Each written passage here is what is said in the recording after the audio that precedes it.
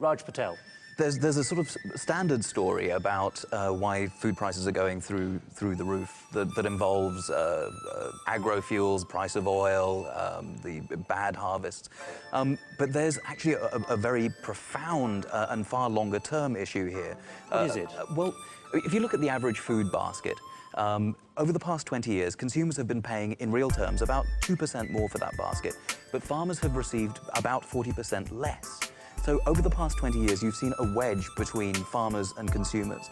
And what it points to is that farmers are losing power in the world food system, and they end up subsidizing very large agricultural corporations. And you have called it a battle for control now of the world food system. Why do you say that? Well, because farmers aren't taking it lightly. The farmers' organizations like Surats are involved in widespread organization in order to be able to reclaim some of that power. And so it is a battle in every meaningful sense. Gary Howe, what do you think? What is happening? You talk about unequal power now in the system.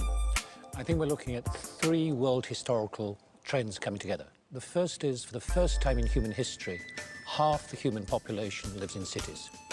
That is to say, the proportion between those people who consume food and those people who produce food is for the first time in favour of those consume. That is to say, the proportion between those people who consume food and those people who produce food is for the first time in favour of those consume.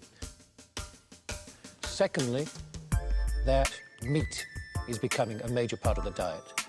The untold story of agriculture is the biggest eater of food are animals, not human beings.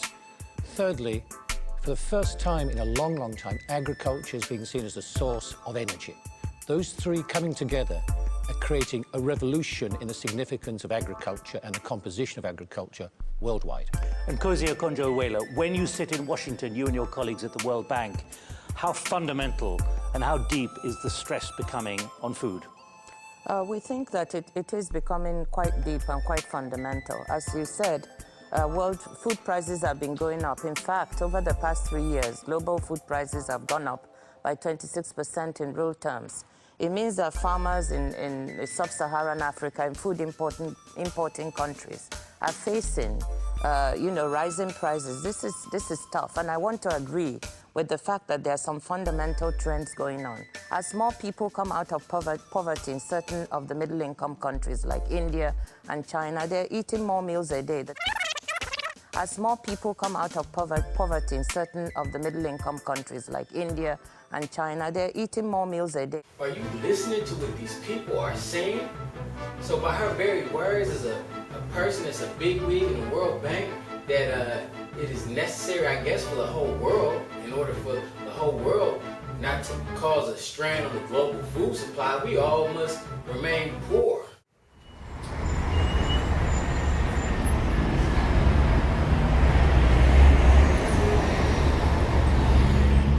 So I guess you gotta establish some global, worldwide socialism system that's based upon restricting how much food you can eat and how well you can do in society and how much you can progress due to your hard work and effort. A very unique signal that was supposed to mark the herald of Maitreya's return was a star, a luminous star.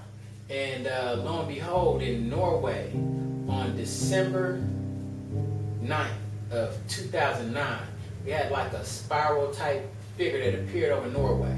It was unexplainable. I've seen the star online on the news reports, and it was interesting because the Copenhagen Treaty was December 7th to December 18th. Now, Obama received his Nobel Peace Prize on December 10th. So it drew a lot of attention to this star. And I don't think that was by happenstance or by accident. After Obama received his Nobel Peace Prize, and for what, I have yet to find out. He waited till December 18th. I don't know why he waited till the 18th. Maybe it's something significant about that date, 18, or the number 18, possibly because 3 sixes are in the number 18. I don't know. But he waited till December 18th to attend this summit. You better believe that Obama is surrounded by nothing more than eugenists and people that are hell-bent and hell-bound on genocide. As we go into this video clip, pay close attention to Colbert and how jokingly brings up the Vatican, or the Pope. And it's just a way of bringing the center of attention and focus onto the Vatican, see, because Raj Patel and the Vatican are very much intimately connected. So pay very close attention. Everybody knows, especially longtime viewers know, coming on my show will give you a boost. It's called the Colbert bump, and it definitely worked for me.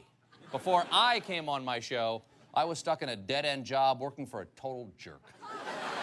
Of course, love you, baby. Of course, sometimes the Colbert bump ends up making people famous for the wrong reason.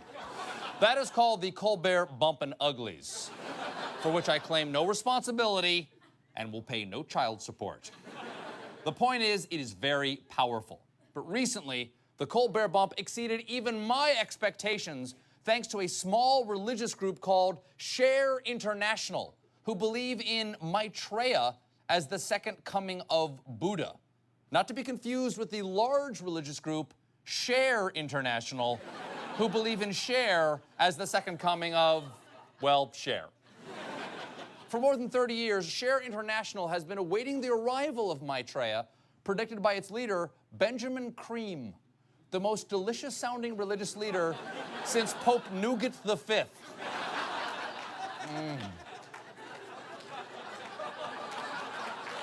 Oh, infallibly delicious.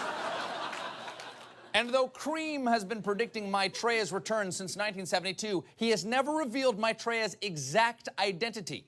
He offered only tantalizing clues. Maitreya is dark-skinned, born in 1972, traveled from India to London in 1977, and sometimes speaks with a stutter. I know what you're thinking, but Porky Pig was born in America. Now, recently, internet gossip speculated that Maitreya might be author Raj Patel, a dark-skinned man born in 1972 who traveled to London in 1977. But no one was sure until Benjamin Cream got the sign he was looking for. Maitreya recently gave his first interview in America. The master of all the masters came on a well-known television program. I wonder what well-known television program Raj Patel was on recently. Yes, according to the New York Times, when Patel appeared on the Colbert Report and tripped over a few words, it was seen by Cream's followers as the final sign. Yes, the final sign that the New York Times will report anything. Jim, we are prepared. Show us the holy tongue fumble. Well, the way that we've set up our economy is that we've imposed these free markets. Woo!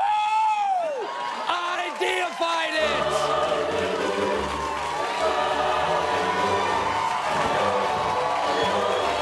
Come on!